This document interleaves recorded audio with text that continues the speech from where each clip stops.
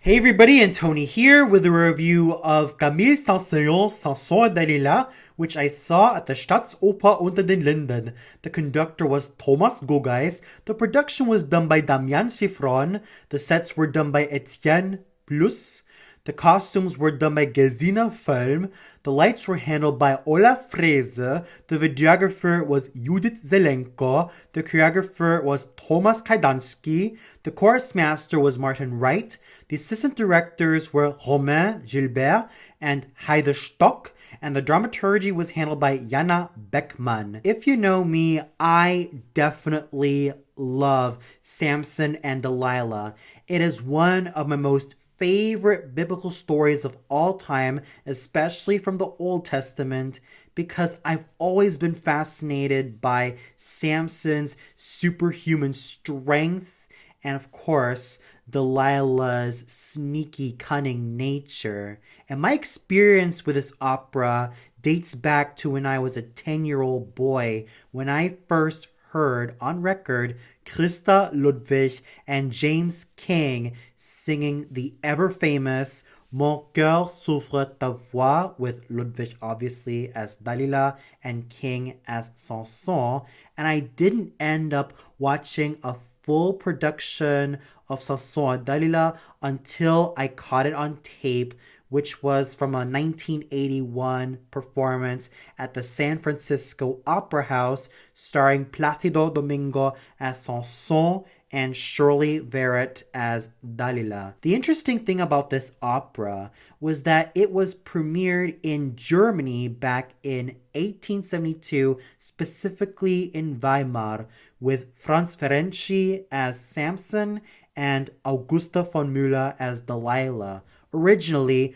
Pauline Viardot was supposed to sing the role of Dalila, but she was deemed as too old in the composer's eyes. Eventually, in the 1890s, France saw a resurgence of this opera, especially an 1892 performance at the Paris Opera starring Edouard Venier as Samson and Blanche Deschamps-Jean as Dalila. I mainly knew this opera through its many musical numbers, from the passionate and hot-blooded Bacchanal to Dalila's three sensuous and gorgeous arias, Printemps qui commence,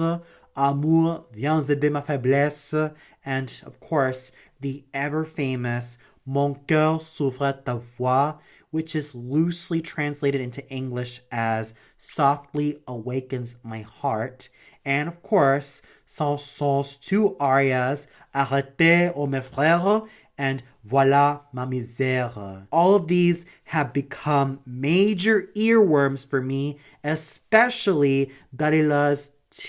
Act 2 arias, Amour, viens aider ma faiblesse, and Mon cœur souffre ta voix. The basic story goes like this. Sure, it does follow the whole situation between Samson getting his strength from not only the grace of God, but also his hair, and thus being tempted by Dalila into revealing his secret, which then involves him facing humiliation, degradation, and absolute shame from every spectator by caving into Dalilah's demands. But it also adds the scene where Samson kills off Abimelech, who is the satrap of Gaza. And essentially, this opera doesn't just present Samson as the superhuman strong man we have all come to associate with,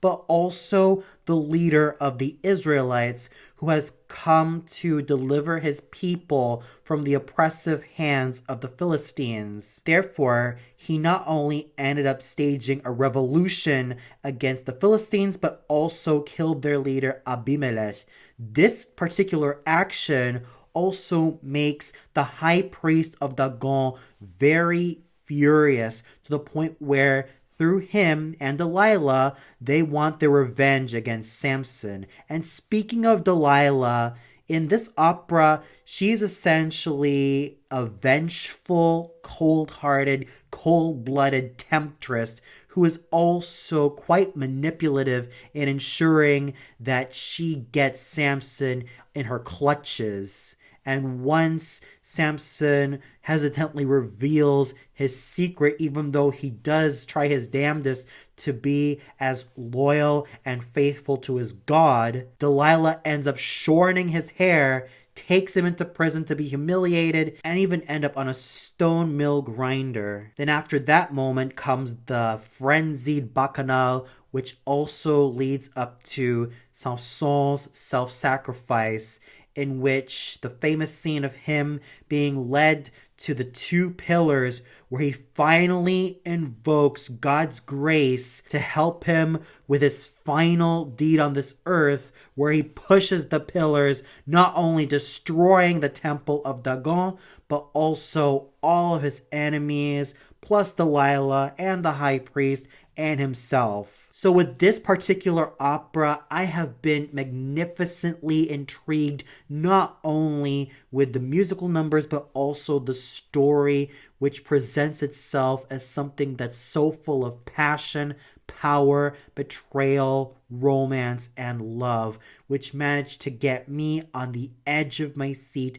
every single time, especially when backed up by Camille Saint-Saëns's wonderfully epic score, which is also quite reminiscent of Wagner combined with some chamber music elements. Now, going into this production, I was quite interested with how they were able to set up the entire scenery. What I noticed about this production was that the entire action seemed to take place in a desert-like environment, especially when we see the Israelites coming out of their homes, begging Jehovah for deliverance and begging for a hero to help them through their strife. And how they were able to present this was with absolutely amazing lighting, with the bleak lighting to show the oppression and the overall doubt, insecurity, and fear the Israelites have to undergo, to those huge shades of red to show bloodshed and lust and violence that has become quite evident, especially considering when Abimelech and his troops try to re-enslave the Israelites, even after Samson comes in to stir some inspiration into them, and even in the bacchanal of the last act to show the overall lust, avarice, and greed, and the overall fury of the people of Gaza. What's also quite fascinating is that instead of having Dalila and the high priest situated in a lavish palace, they are then situated in a cave, probably to show that they are one with nature and they are one with the environment that has created them to not only honor Dagon, but also protect this earth in which they have to till their land. Moreover, on a dramaturgical standpoint, both Samson and Dalila are a lot more fleshed out. Sure, Samson is still the super strong, superhuman who is the leader of the Israelites and who leads with passion, inspiration, and a lot of compassion for his people. And Dalila is pretty much the gorgeous servant of Dagon who is also under the high priest's boot. But in this production, they present their relationship as if though they were star-crossed lovers, with Samson being very devoted to his duties as a leader and as a servant of Jehovah, but also someone who hasn't experienced intimate love with a woman, and someone who probably felt too tied to his duties to even experience intimate love, and Dalila being more ambiguous and someone who does fall in love with Samson and even has her own conflicts in terms of either serving Dagon, her heathen god, or truly loving the man who has given her more reasons to live and breathe on this earth. Plus, in this production, Dalila herself has been finding herself under the high priest's oppressive boot. And what's also quite fascinating is the ballet sequence between a dancer who does the role of Samson and a dancer who does the role of Dalila. It basically shows the ideal life that they want to lead, with Samson and Dalila being in a relationship, getting married, having children, and just leading a normal, happy family life, which is sort of their collective dream, and what also brings home that star-crossed lover element found in this particular production. Even bolder is that Dalila ends up killing the high priest of Dagon in the very final act of the opera, and it's safe to say that even though she did end up watching from afar with how Samson pushed those boulders, it's easy to say that she probably ended up dying alongside him, probably as a final act of her self-sacrifice, and of course as a way to assuage all of the misdeeds that she felt like she has done. The other moment of Dalila's humanization is when she ends up visiting Samson in his cell, where he is bound and has his eyes gouged out, and of course his hair shorn all out, and she tries to see if he is still okay, and if he's still being hurt, and if he's still in good condition, but ends up being intervened by the high priest, saying that she should not have anything to do with this man. This even gets to the point where Dalila tries to lead Samson to his supposed execution, but ends up being beaten by the guards. So on a production and dramaturgical standpoint, it was quite fascinating to see just how Samson and Dalila ended up having a lot more dimensions to their characters, thus making them a lot more human and making them come off as doomed star-crossed lovers, which was the very facet of this production that I loved the most. And the costumes may have been decent, but I would have loved to have a little bit more variety in color and an overall flair, because the costumes overall did look a bit samey, with the exception of having Abimelech coming in his mauve and wine red glory, and that long beard he has, and ornate jewelry that he has, and of course the high priest coming in his malevolent glory with a black robe and his staff which contains a dagger, and of course the old Hebrew who comes in white to show that he is not only innocent but also wise and pretty much the only sane man. So overall, I was quite intrigued with the entire production. Not only with Samson's and Dalila's relationship, which makes them come off as star-crossed lovers, which has made me very fascinated in terms of their overall relationship and chemistry, but also the overall execution. I was quite charmed and magnificently surprised with how well everything came together.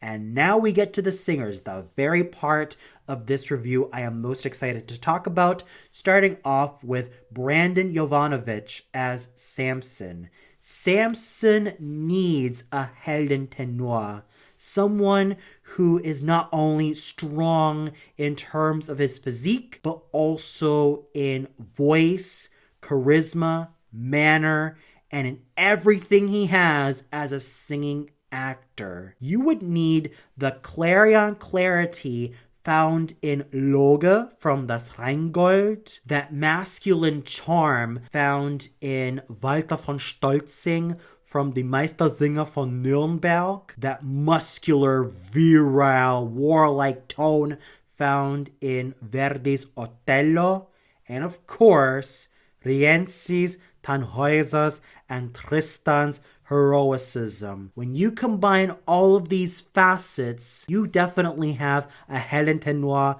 who can be able to pull off Samson with everything he's got. As a matter of fact, any tenor who has sung the role of Samson would even go out of their way to specialize in roles such as Otello by Verdi, Tannhäuser, Rienzi, Tristan, Loge, Sigmund, Siegfried, and Parsifal, all by Wagner. Oh, unless I forget about Lohengrin. The drum major from Alban Berg's Wozzeck. Herodes from Richard Strauss's Salome. Apollo also from Richard Strauss's Daphne. And many other great roles for a true Heldentenor. My personal favorite Samsons have always been Renato Zanelli, René Maison, Cesar Vezzani, Ramon Vinay, Mario Del Monaco, James King, John Vickers, and Guy Chauvet, just to name a few. And with Brandon Jovanovic, I was completely impressed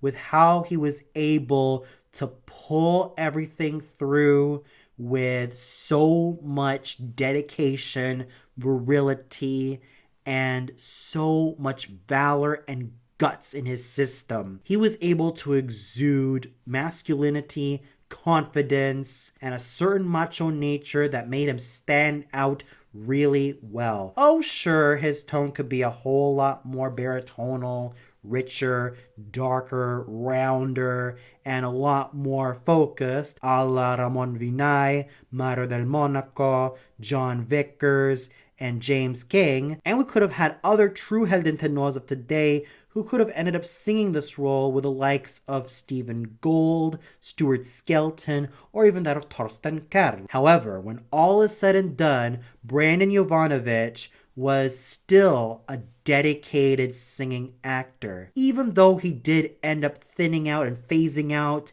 in his final high note, which came off as rather shrill and pretty not well supported. The fact that he was able to show a lot of guts and stamina and a lot of power all throughout the opera makes me want to salute him for everything he was able to accomplish. On top of that, he was extremely meticulous as a singing actor. When he had to sing softly, he did it so gracefully. And when he had to sing with so much forte, he did it with abandon, to the point where his voice rang throughout the theater, even though I would have loved to have a much bigger, more ringing, more incisive voice found in voices such as Lauritz Melchior, Ramon Vinay, Renato Zanelli, Carlos Guichon-Dut, and many other great Heldentenors of the past. However, in spite of some of my gripes, I still have to salute Brandon Jovanovic for his professionalism, for his dedication, and of course, for his overall charisma as a singing actor. I did have extremely mixed feelings with Elena Garancia as Dalila, a role that she has been singing in Vienna, New York, and here she was singing that particular role here in Berlin. Now, the thing about Dalila is that this role needs a true dramatic mezzo, to the point where this role is probably one of the most coveted roles for either a mezzo-soprano or a contralto. It is just as coveted as Carmen, Amneris, Eboli, Azucena, Ulrica, Brangena, Venus, Ortrud, Kundry, Waltraute, Fricka, the second Norn, Sieglinde, Dulcinea, Cassandre, Didon, Madame de Coissy, Mère Marie de l'Incarnation, Madame de l'Altière, both Lola and Santuzza from Cavalleria Rusticana, La Principessa de Bouillon, both Niklaus and Giulietta from Le Comte of Man, both Margaret and Marie from Wozzeck, and many other great roles for a dramatic mezzo. This has become quite the calling card for many a mezzo-soprano, including the likes of Edna Thornton, Marie Delna, Jean Gerville Reache, Alice Ravo, Solange Michel, Denise Charlie, Rita Gore, Krista Ludwig, Shirley Verrett, Josephine Visi, Nell Rankin, Fedora Barbieri, Ebe Stignani, Elena Nicolai, Gabriela Besansoni, Eugenia Mantelli, Kerstin Torborg, Karim Brancel, and even the likes of Nadine Denise,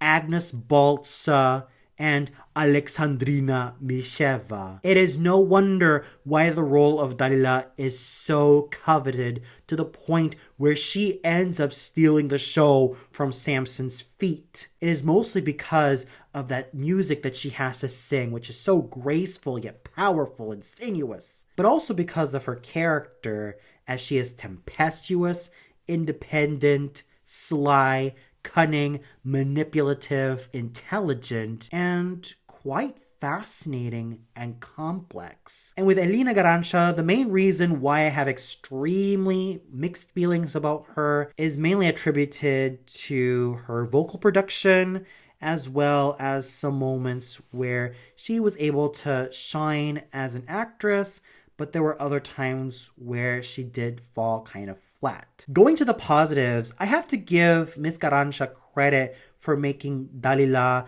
not the usual tempestuous, manipulative, bitchy vamp of a temptress, but someone who is a woman in love, a woman who is conflicted and torn between her duties as a servant of Dagon, and especially an unwilling servant to the high priest, and a woman who just wants to experience true love with a man who has touched her in ways that she's never imagined. And she managed to play that aspect off really well, to the point where I was quite intrigued with how she was able to pull it off. On top of that, she did exude a lot of glamour, which she was able to flaunt rather well. On the other hand, there are a lot of parts of her voice I am not so crazy for. And probably the biggest caveat to her voice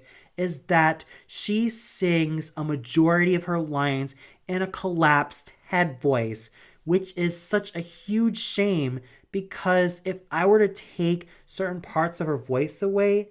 Elena Garancia's voice does have some potential of becoming a whole lot better if she were to take away all of those collapsed head tones and make everything a lot chestier, sing a lot more in the pharynx rather than in the mask, or let her larynx go high for the high notes, and many other vocal caveats I could spot. I'm pretty sure that those vocal caveats would have ended up being ironed out, and we would have had at our disposal a much better singer. Someone who could actually sing the chest tones. Someone who could actually coordinate both head voice and chest voice into one glorious harmony. And someone who could be able to sound a lot more incisive. Right now, what I have in my ears are the likes of Ebe Stignani, Elena Nicolai, Fedora Barbieri, Elena Obrasova, Agnes Baltza, Nadine Denise, Marie Delna, Solange Michel, Denise Charlet, Rita Gore,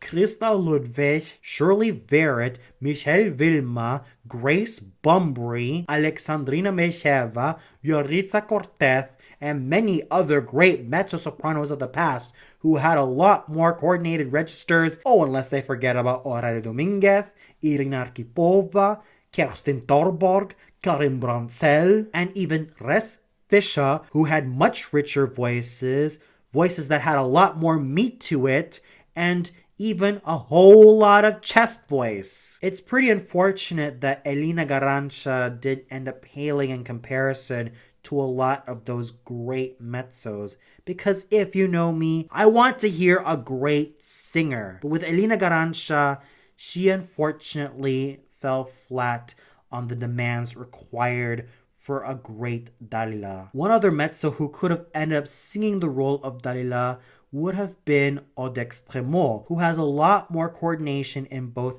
head and chest tones, and has a much richer timbre. However, as I stated before, with Alina Garancia, even though she was invested as an actress in giving Dalila a lot of moral ambiguity and making her not too much of a bitchy vamp, she pretty much fell short on a lot of the vocal demands that are required to make a great Dalila. So I was not really impressed with the overall package, but I do wish that she could be able to fix those vocal problems, abandon the collapsed head voice altogether, and really make her singing a lot more coordinated, chestier, and a lot more thrilling to listen to, because there were times that her voice didn't end up grabbing me as it should have. Nonetheless, we had Michael Folle, who ended up stealing the show as the villainous and Machiavellian high priest of Dagon. This role indubitably needs a dramatic baritone, or known in German as a Heldenbariton. Many great high priests will go out of their way to sing the likes of Telramund, Alberich, Kurvenal, Klingsor, Nabucco, Scarpia, Escamillo, Le Comte de Neve, Le Comte Capulet, Marquis de la Force, Rangoni, and even Dr. Schön and Jack the Ripper from Lulu. Oh, unless I forget about the likes of Johanna Ann from Salome, among many other great roles for a Heldenbariton. Don't let the overall size of this part fool you, because it is still quite challenging in terms of having as much meat, heft, drama, power, incision, and ferocity needed in any great dramatic baritone. And I thought that Michael Folle really stole the show from everyone's feet with his menacing glares, his overall virility, and of course, that voice he managed to use with such abandon. Sure, it could have used a whole lot more coordination, a la Gian Giacomo Guelfi, Cornell McNeil, and Robert Merrill, and even the likes of Giovanni Ingeleri and Giuseppe Scandola. All of them were great dramatic baritones with rich, well-coordinated, wobble-free voices. Now, even though Michael Folle did have a rather rich voice and had a tall and dominant stage presence, there was a wobble that was quite evident in his voice, which has been the case for the past few years. In spite of that, he managed to soldier on and steal the show from everyone's feet, which he managed to do with flying colors. Then we have Kwang Chul-yun in the rather thankless part of Abimelech. Now, Abimelech does need either a basso cantante, a bass baritone, or to some extent a basso profondo. But more than anything, a basso cantante would be necessary to end up singing this rather thankless part. He needs that absolute menace found in the likes of Don Giovanni, and that guttural, growling quality found in roles like Hunding from Die Walküre, and that snide cynicism found in roles such as Landorf from Le Comte d'Hoffmann. Once he is able to combine all those facets, he can certainly make the role of Abimelech really memorable. And I thought that Kwang Chul-yun managed to do a fine job with that. Sure, that voice still has that wobble,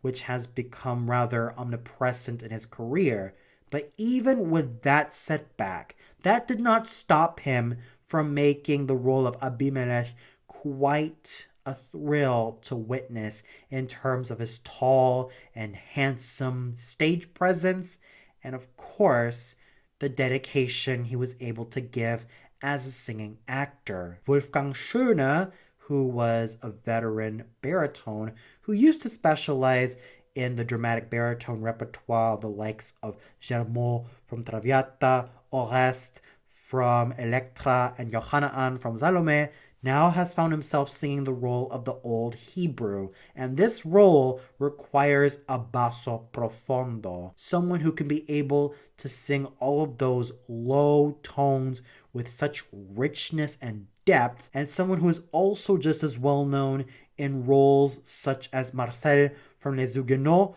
Osmin from Die Entführung aus dem Sahel, Il Commendatore from Don Giovanni, Sarastro from Die Zauberflöte, Fafner from both Das Rheingold and Siegfried, Titurel from Parsifal, Veit Pogner from Die Meistersinger von Nürnberg, Dalland from Der Fliegende Holländer, Landgraf Hermann from Tannhäuser, and many other great basso profondo parts. And I thought that Wolfgang Schöne did a serviceable job singing the role of the Old Hebrew. He was able to give him that type of magnetic and fine stage presence. And for someone who is in his late 70s and approaching 80, his voice still managed to show a great amount of richness and virility, all helped by a fine technique. There was even some equally fine singing to be found in Javier Bernardo's lyrical and absolutely brilliant Philistine messenger, Andres Moreno Garcia's vibrant, dashing, handsome, and absolutely wonderfully toned first Philistine, and Jaka Mihelatz's fine, gorgeously toned, and tough-sounding second Philistine. I also have to give credit to the two dancers, Nikos Frauko and Lisa Schramm, who embodied the dance doubles for Samson and Dalila respectively, for doing such a fine job with their pantomime. So overall, there were parts of the singing that I was not a huge fan of, but there were definitely some good moments found in each of the singers. However, if you ask me, among this set of stars, the ones who were able to steal the show were, in order, Brandon Jovanovic, who ended up giving a silver medal performance as Samson, and Michael Volle, who basically came back with the gold. Even though he did have some vocal problems found in a wobble and a tremolo here and there, he was still able to soldier on and deliver such Machiavellian richness to the high priest. The conducting done by Thomas Gugeis was dedicated, well-timed, and absolutely exciting, especially in the Bacchanal. He was able to ensure that the orchestra went together so well and in a way that everything came off as harmonious. And of course, the chorus and the orchestra of the Staatsoper Unter den Linden were absolutely phenomenal from beginning to end. So overall,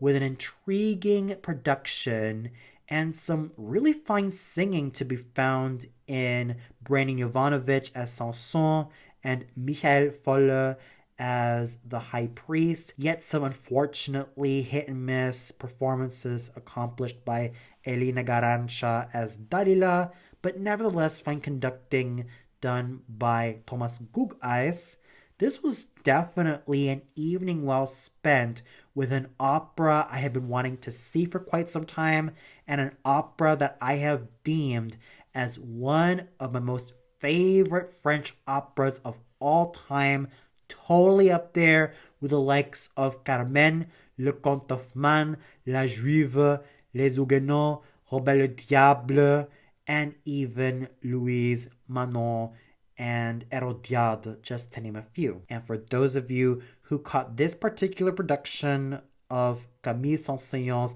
Samson et Dalila at the Staatsoper Unter den Linden, what'd you think of it? Did you feel that Elena Garancha was not really the stand-up performance as Dalila? Did you feel that Michael Volle stole the show as the high priest of Dagon? Did you also feel that Brandon Jovanovic gave a serviceable, if not fine performance as Samson? Or did you feel like the singing was not really up to par? Comment below and let me know. Well, that's all for now. Be sure to tune in tomorrow where I review Richard Strauss's Salome, also at the Staatsoper Unter den Linden. So until then, good night everybody and happy holidays.